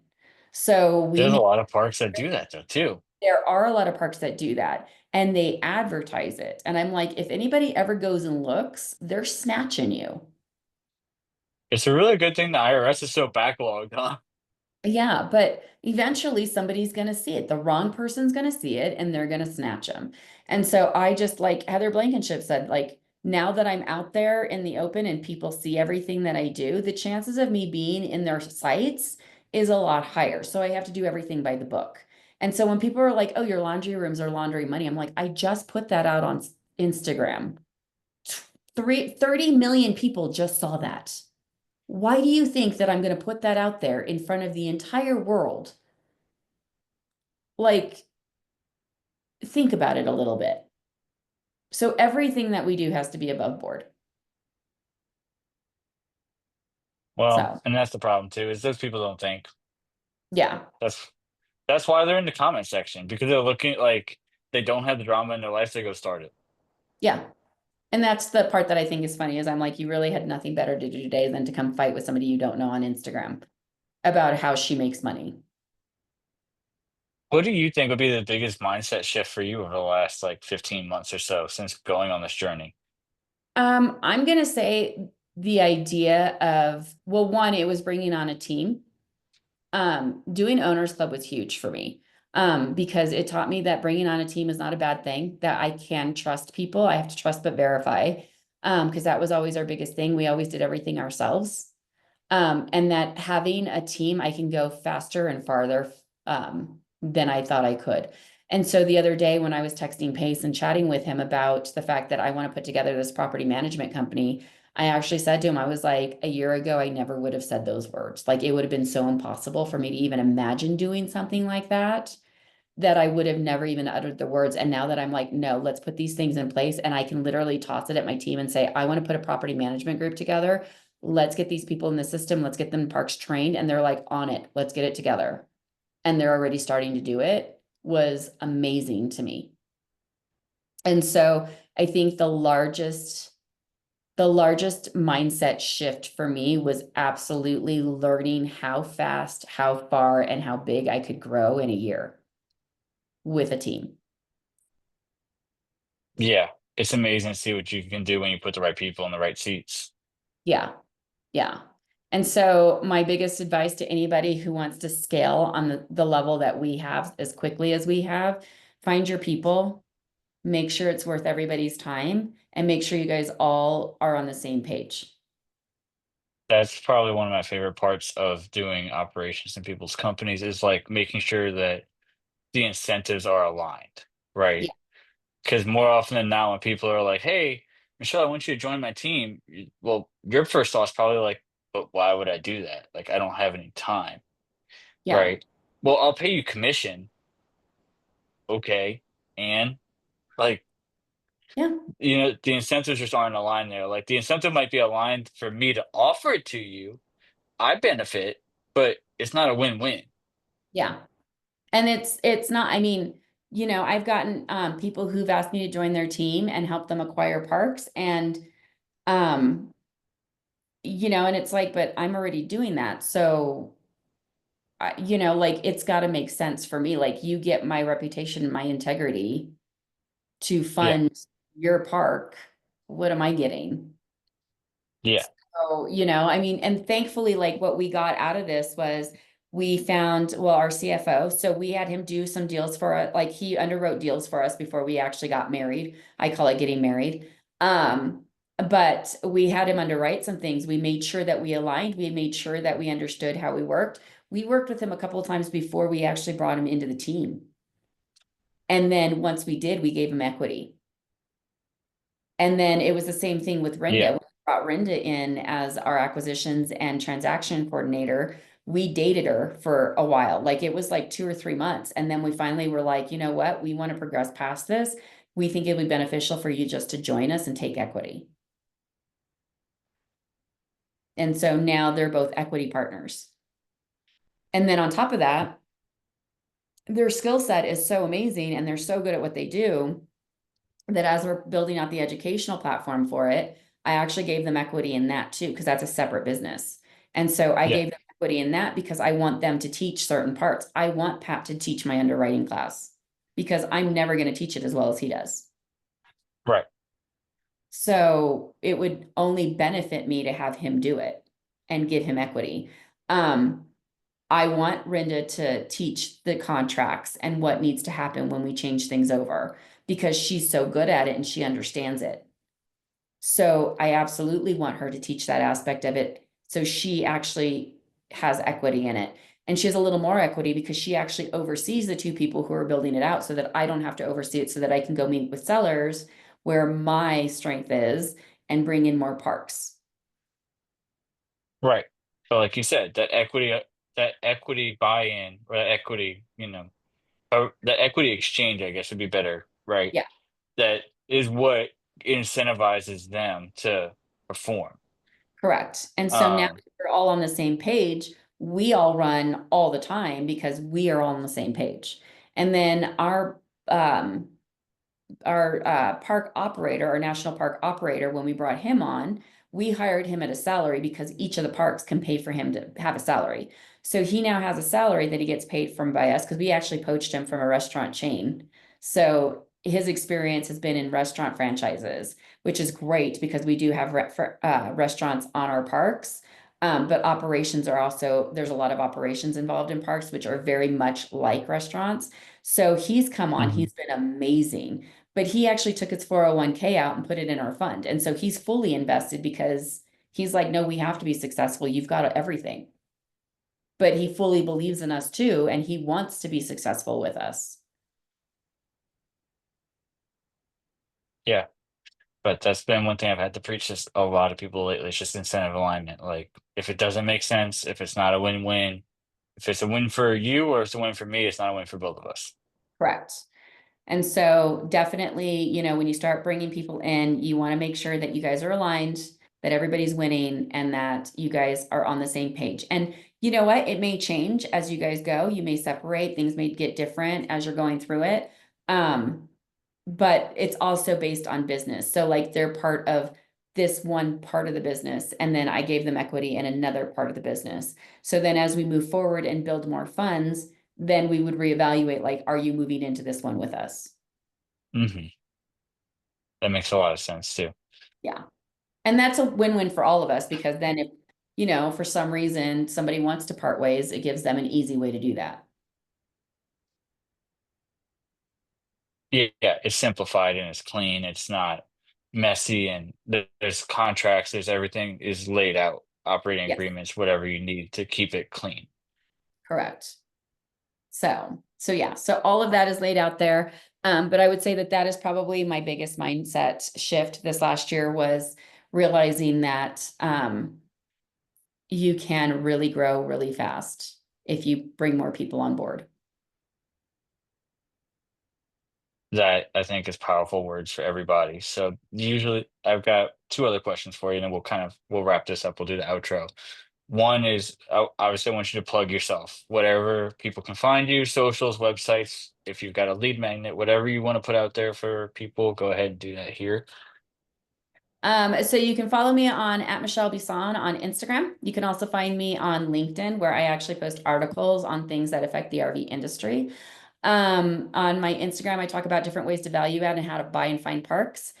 And then you can also find me on mychelebisson.com, which is MyChelebisson.com, where you can actually sign up to find out about workshops, find out how to invest in our fund, and find out what parks were actually purchased and what parks we actually already own.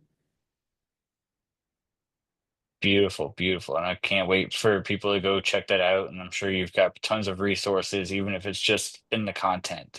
I know there's a ton of value lying in there. Hope so. That's why it's there. So And then the final question I ask everybody on the podcast is, if you were sitting across from a brand new investor, what is the one piece of advice that you would give them that you wish you had? don't wait. If I would have started doing this in my 20s, I wouldn't be on this podcast. I'd be on my own island. Oh, okay, cool. So you'd rather be on the island than be here with me. Got it. Well, no, I mean, think about it. If I would have started this in my 20s at half my age now, think about where you would be if you would have started doing this when you were younger. Like, I don't know how old you are. You're probably a lot younger than I am, but I'm 47. Yeah, I'm 32. Okay, so I'm a lot older. And if I would have done this in my, like at 25, when I read my first Robert Kiyosaki book or understood like this is a thing, I think about where I would be right now. My life would be completely different. I would be in a completely different place. I would have built all of this up already, and I would be living somewhere, who knows where. I'd have a compound somewhere in the middle of Idaho. I don't know. But like I just think about that. If I would have never waited, I would be somewhere else and I would be so much more successful. And now I'm not playing catch up because it's never too late to start. But it is one of those things that I look back on and I just think, if I would have done this then, where would I be now? And I'm just thankful that I realized that I needed to get over that fear when my friend put it back in me a few years ago, 5 years ago, when she was like, "Oh, we've been investing in real estate." And I was like, "I'm doing that and I'm literally starting tomorrow." And I started Hmm. the next day. And so when you don't wait, I mean, the same thing with the park. I mean, Patrick introduced me to Sub 2 on YouTube. We signed up the next day. We bought our first park within 60 days. It's the waiting that kills you, and it's the waiting that stops you from accomplishing your goals. So if you're like looking at it and you're like, I want to become a real estate investor, you need to just do it. Whatever it is. Yeah. It's scary. You don't know what you're doing. I did not know what I'm doing. I had never been in an RV park when I bought my first RV park. Had no clue what I was doing, and I moved into it for 3 months because I was like, I'm going to figure it out. And so Yeah. that's the key. I mean, I told you the story. Literally, everything fell into place. All we did was throw words at the guy and we're like, seller finance. And he was like, okay. It just stuck. So stop being afraid of it. Just do it. You can't get anything if you don't ever ask.